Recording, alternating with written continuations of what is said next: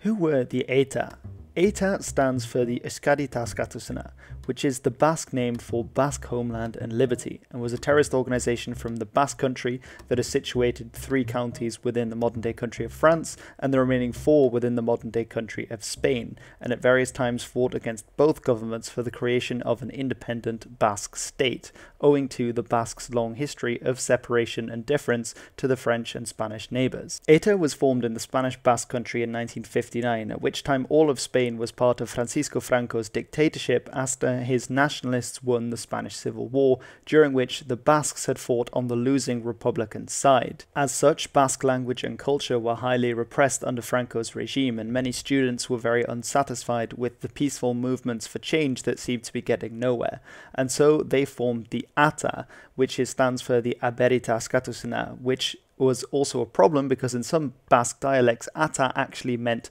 duck, and so they soon decided to change to the much more memorable ETA, which became their name and stuck. From 1962 onwards, they developed a strong Marxist tendency, as well as being anti-religion and also promoting Basque language and culture rather than being a race-based nationalist movement, although there was a more right-wing ETA movement called the ETA V, although this was never as large as the left-wing Marxist movement that is normally referred to. It claimed its first victim in 1968 at a routine road check when a Basque member was stopped by the Guardia Civil. He gunned one of them down and then was killed whilst trying to flee. ETA had its revenge soon after with the killing of Melitón Manzanas, the head of the secret police in San Sebastián, a man who had helped the Germans during the Second World War by delivering Jews to the Gestapo, as well as being famous for torturing individuals. He was shot 7 times by waiting ETA members at his residence. In 1970, this would lead to the Proceso de Burgos, in which the Spanish state tried 6 ETA members and sentenced them to death.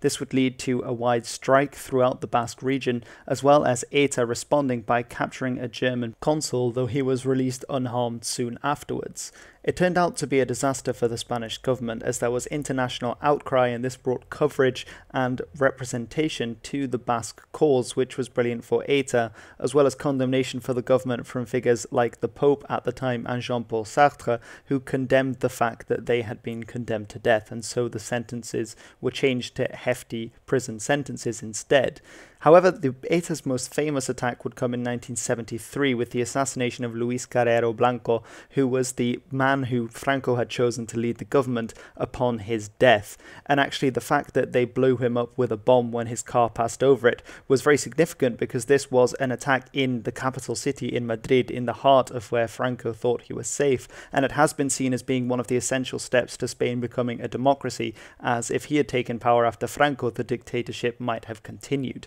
This did, however, lead in 1975 to 2 of the ETA members becoming some of the last people in Spain to die by capital punishment. But of course, within 8 weeks after that, Franco died and the transition to democracy began. However, within ETA, they did not put down their arms at this point, but the violent struggle became even more bloody, and ETA split into 2 new groups, one of which was ETA PM, the PM standing for political military, who wanted both a political and a military tactic, as well as ETA M, the M just standing for military, who solely wanted to use violent means to gain their ends. While during Franco's dictatorship, France had served as a safe haven for Basque members across the border, after Spain became a democracy, the French authorities no longer turned a blind eye, and this made things much harder for ETA. During the 1980s, the Spanish government offered to pardon all individuals who had been imprisoned for violent actions if they renounced violence completely, and this drove a split within ETA, with the 7th Council agreeing in the ETA PM, while the 8th Council did not and wanted to continue the violent struggle. And this meant that after a while, ETA M was combined with this 8th Council, and thus ETA was reunited again, with the only council being called ETA once more. In 1983, however, the government started a dirty war, founding a group called GAL, which is Grupos Antiterroristas de Liberación, which was basically a kind of mercenary group within the Basque Country that would counter the ETA by kidnapping hostages and using the same tactics against those suspected members, even if they actually in the end had nothing to do with it. However, this would come to the fore in 1987 and be published in newspapers like El Mundo, as well as scandals where the Spanish government had been funding them, which was found to to be completely illegal later on. However, sympathy for the ETA was also declining, as in 1985 they started a bombing campaign across cities in Spain, as well as the 1986 killing of former leader Maria Dolores Cataren, who had been an ETA member who had then taken the pardon and was gunned down by another ETA member